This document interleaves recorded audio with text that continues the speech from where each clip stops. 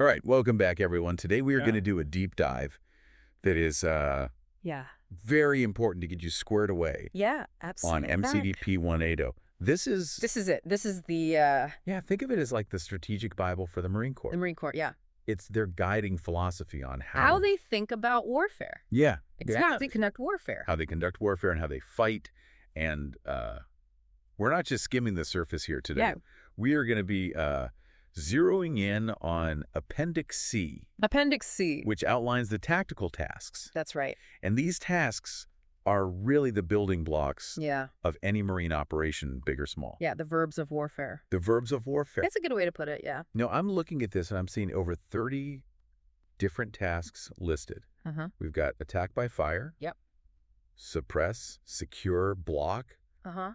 even transition to civil control. Right? That's a lot. I mean, it really speaks to... Yeah, it's a lot to cover. It speaks to the wide range of missions that the Marines take on, right? Absolutely. And that's why mastering these terms is so critical. Yeah. I mean, for every Marine, regardless of their Rank or MOS. rank or MOS, Yeah. yeah, you could be a fire team leader or Yeah. a general, and this is going to matter. Absolutely. I mean, imagine you're in a firefight, right? Yeah. And one Marine yells suppress, thinking it means to completely silence the enemy, while another Marine understands it as just keeping their heads down. Oh. That kind of miscommunication can have serious consequences. Yeah. Recipe for disaster. So it's Yeah. more than just sounding tactically proficient. Right. It's about making sure Clarity. clarity equals Right. speed. Everyone's on the same page when the bullets start flying. That's right. Efficiency, which can be the difference between mission success and mission failure. Yeah. These terms are the foundation of effective communication and coordination on the battlefield. Absolutely. So let's start unpacking these bad boys. Okay.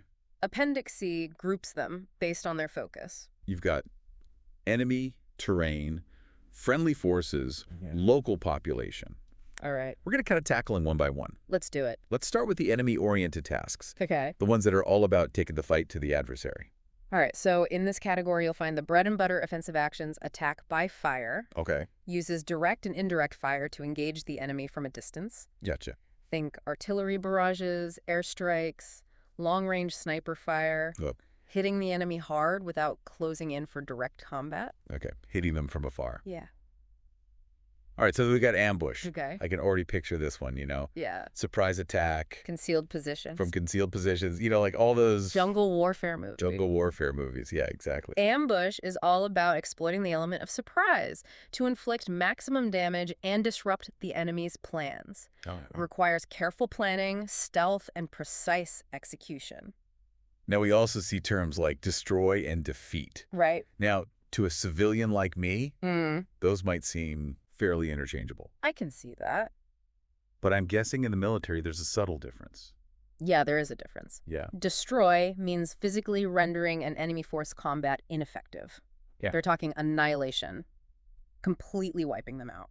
Oh, wow. Defeat, on the other hand, focuses more on breaking their will to fight. Okay. It might involve inflicting casualties, disrupting their command and control, Uh-huh. or seizing key terrain, making them incapable or unwilling to continue the mission. So it's not just about blowing stuff up. Right. It's about shattering their morale. Yes, Making them realize they can't win. precisely. Right. And that's where tasks like disrupt and deceive come into play. Okay. Disrupt is all about throwing the enemy off balance, Okay. messing with their formations, and hindering their ability to coordinate effectively. Think of it like a well-placed artillery barrage Gotcha. that scatters their troops and forces them to react instead of acting according to their plan. Creating chaos. Yes, and then deceive. Deception is about manipulating the enemy's perception of the battlefield, Okay. making them believe something that's not true Uh-huh. to gain a tactical advantage. Okay. A classic flanking maneuver, for example, Right. could make them think you're attacking from one direction while you're actually hitting them from the other side. Ah, the element of surprise. Yeah. So enemy-oriented tasks, Uh-huh. they're about a mix of brute force Yeah. and cunning strategy. Adapting to the situation Adapting to the situation to achieve the desired effect. to achieve that effect. Yeah. Now let's shift gears and talk about terrain. Okay. Anyone who's served knows that terrain is everything in warfare. Absolutely. It dictates how you move, where you can take cover, Yep. even what weapon systems are effective. Right. So how do these terrain-oriented tasks come into play? So take secure, seize, and occupy, for example. Okay. These terms describe escalating levels of control over an area. All right, break that down for me. So secure is the initial step. Establishing a presence in an area and preventing enemy use. Think setting up a perimeter around a village Okay. or controlling a key road junction. Gotcha. Seize takes it a step further, actively clearing the area of enemy forces through combat. Okay. So think taking a hill by force. So seize is more aggressive, whereas Yes. secure might be more about... Yeah, holding a strategic position without necessarily engaging in a full-blown firefight. Yeah. Right? Okay. Exactly. And then occupy implies complete control of the area with no significant enemy presence. Uh-huh. It's about holding the ground you've taken and establishing a lasting presence. Think of it as the final stage in a long and hard-fought battle. Okay. Those distinctions make sense. Good. Now, I also noticed that breach is listed under Yes. both enemy-oriented Uh-huh. and terrain-oriented tasks. That's right. Is that a typo or... Good catch. It's not a typo. It highlights the fact that breach can apply to both overcoming enemy defenses Okay. and overcoming physical obstacles That's in so. the environment. So breach in an enemy context might be A tank plowing through barbed wire a tank plowing through barbed wire to break through enemy lines. to break through enemy lines. Right. While in the terrain context, it might involve using explosives to clear a minefield Uh-huh. or engineers building a bridge across a river. Okay, so it's all about removing obstacles. Removing obstacles. But the nature of that obstacle determines Yeah. which category it falls under. Exactly. Gotcha, okay. Starting to see how these terms can get pretty nuanced. Yeah, they can. It's not just about memorizing definitions, it's about understanding how to apply them in different contexts. Absolutely. And that's what we're here to help you with. Right.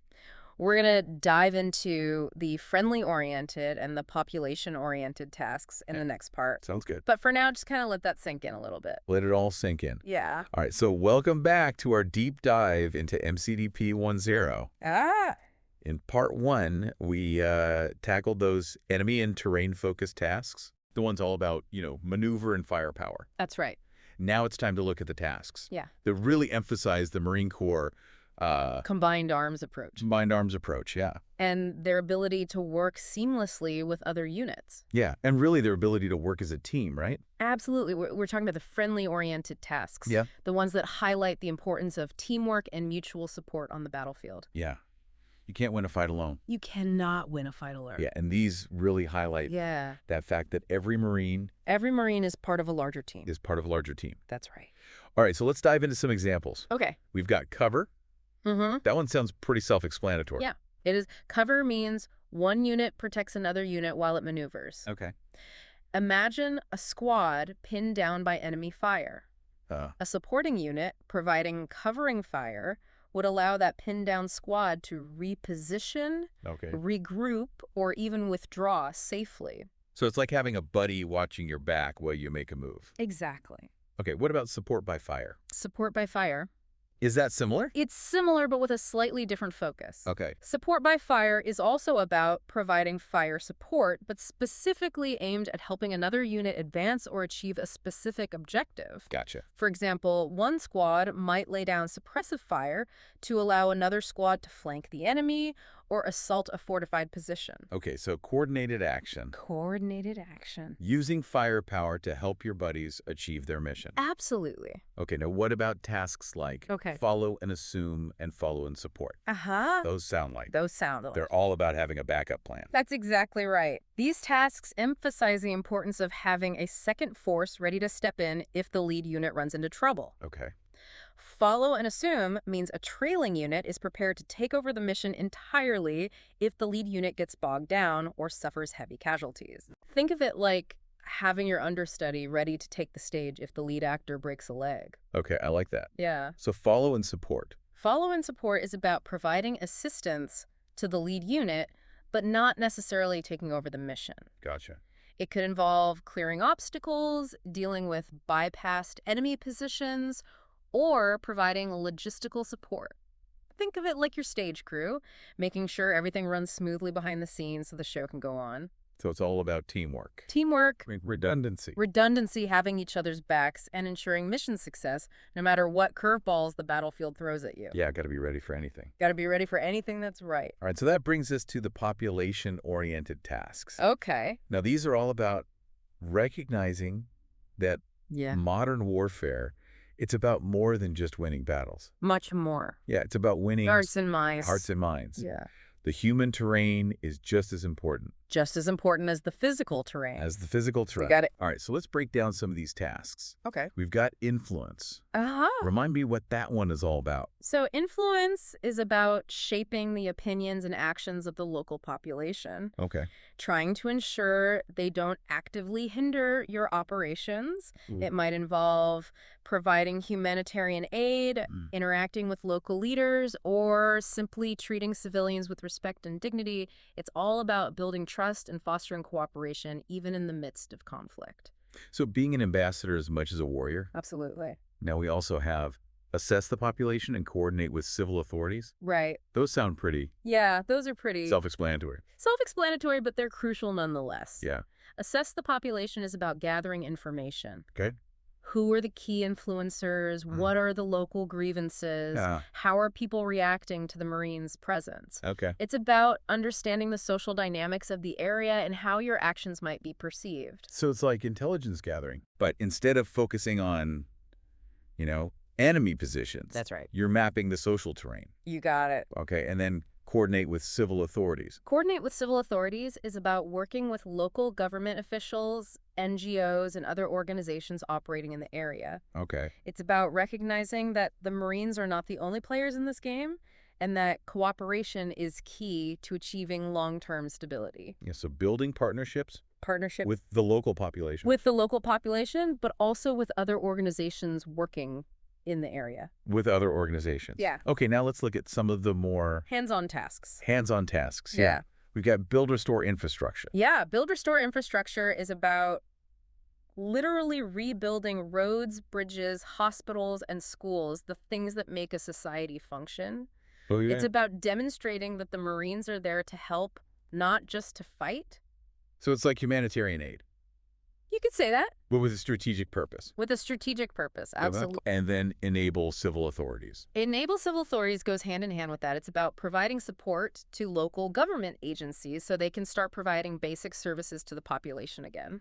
Okay, so you might be training local police forces, helping to get, food and water to those in need, or assisting with the rebuilding effort. Exactly. It's about setting the conditions for a return to normalcy and laying the groundwork for long-term stability. And the ultimate goal The ultimate goal, of course. For transition to civil control. Transition to civil control, that's right. It's about handing over authority back to the local government and security forces once the situation stabilizes.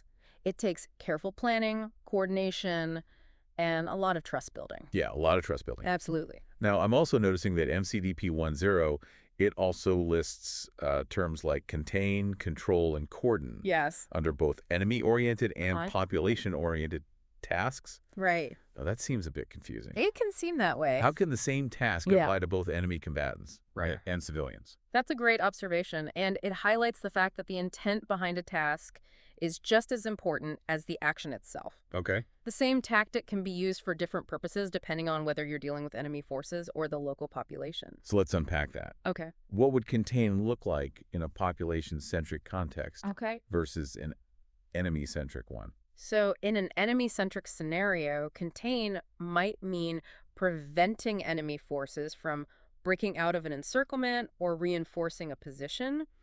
But in a population-centric context, it might mean setting up checkpoints to control the flow of refugees or preventing civilians from entering a dangerous area. So the same basic action. Same basic act. Restricting movement. Restricting movement. But the desired outcome is different. Yes. In one case, you're trying to defeat the enemy, while in the other, you're trying to protect civilians. Exactly. And the same logic would apply to... Same logic applies to tasks like control and cordon. Control and cordon. Yeah. They can be used to establish security in a hostile area, but they can also be used to protect civilians or maintain order during a humanitarian crisis. Okay, so context is key. Context is key. You really have to understand the bigger picture. The bigger picture and the commander's intent. Yeah, the commander's intent. To determine how to apply these tasks appropriately. To apply these tasks appropriately. All right, so we've covered a lot of ground here. We have covered a lot of ground. In the final part, yeah, we will wrap up this deep dive by really exploring how to apply these concepts to real-world scenarios. Yeah. Welcome back to the final part of our deep dive into MCDP 1. We've covered a lot of ground, from those enemy-focused actions to the complexities of interacting with the local population. Right. But here's the million-dollar question. Okay. How does all of this theoretical knowledge actually translate into action on the battlefield? That's where the rubber meets the road. Understanding MCDP 1.0 isn't just about memorizing definitions. Right. It's about developing that mental framework for making decisions under pressure, in the heat of the moment. So instead of thinking, okay, I need to go blow up that bunker, you're thinking, how do I best achieve the commander's intent? Exactly. Using, the concept of destroy in this specific environment. Exactly. You're constantly analyzing the situation, evaluating the terrain, considering the enemy's capabilities, and factoring in the potential impact on the local population. Right. And then, based on your assessment, you select the most appropriate tactical task to achieve that desired effect. And that's where MCDP 1.0 becomes your toolbox. It is. It's your toolbox. It gives you the options, the plays you can run. But you have to choose the right tool for the job based on the situation at hand. Precisely. And just like any tool, the more you practice with it, the more proficient you become. Right. That's why training is so crucial. It's not just about going through the motions.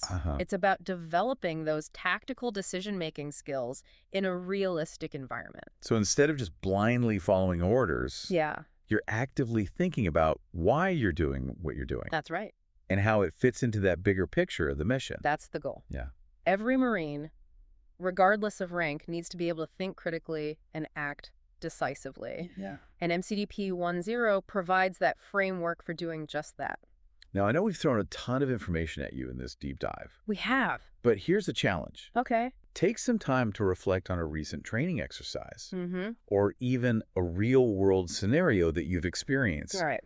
Think back on the decisions that were made. The actions that were taken.